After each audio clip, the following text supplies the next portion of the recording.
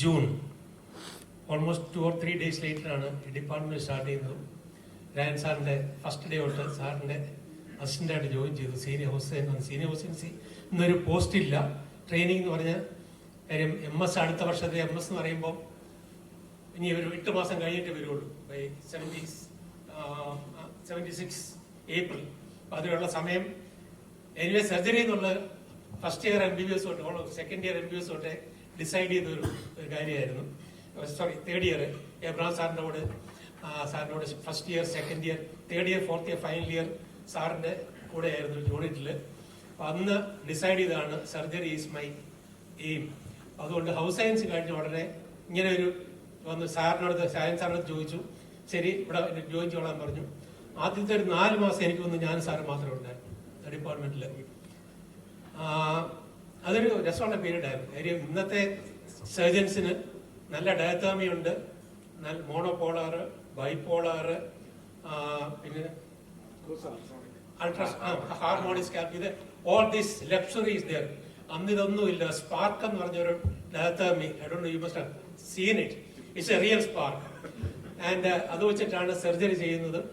നല്ല suicide material fine. എന്ന് ചെയ്തുകൊണ്ടിരുന്ന സർജറി എന്ന് പറയുന്നത് ഗ്യാസ്ട്രോ ജെജുനോകോളിക് ഫിസ്റ്റില, ആർക്കും വേണ്ടാത്ത എല്ലാം കൂടെ അവസാനം സർജിക്കൽ ഗ്യാസ്ട്രോയില് രായൻ സാറിന്റെ തലയെ ഡംപ് ചെയ്യുമായിരുന്നു.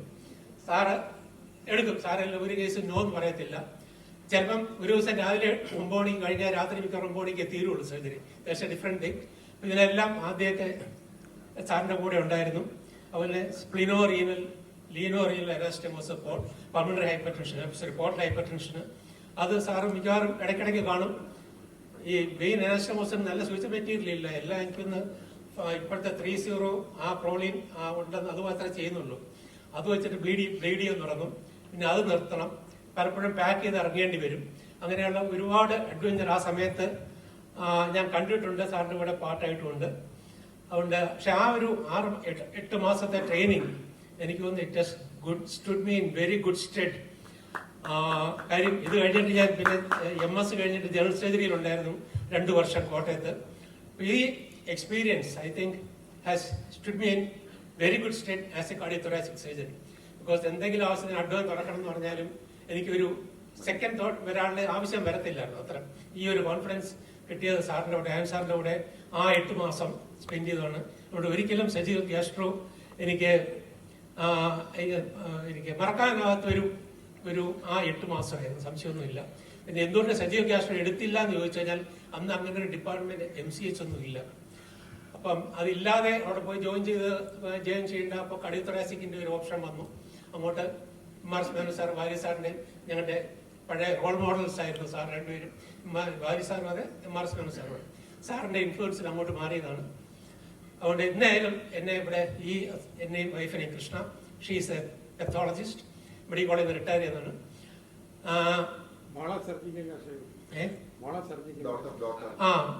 My daughter actually is again a surgical gastroenterologist.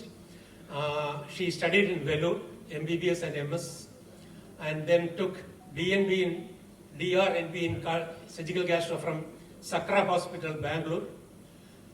And then she's just completing her 2-year fellowship in liver transplant at Global, Chennai. And she's going back to Bangalore and looking for a job.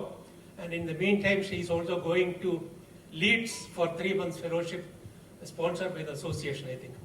So that is my daughter. My son is ആദ്യമേ decide ചെയ്തതാണ് surgery, medicine ഇല്ല, engineer with LNT. Thank you very much for asking me to come here.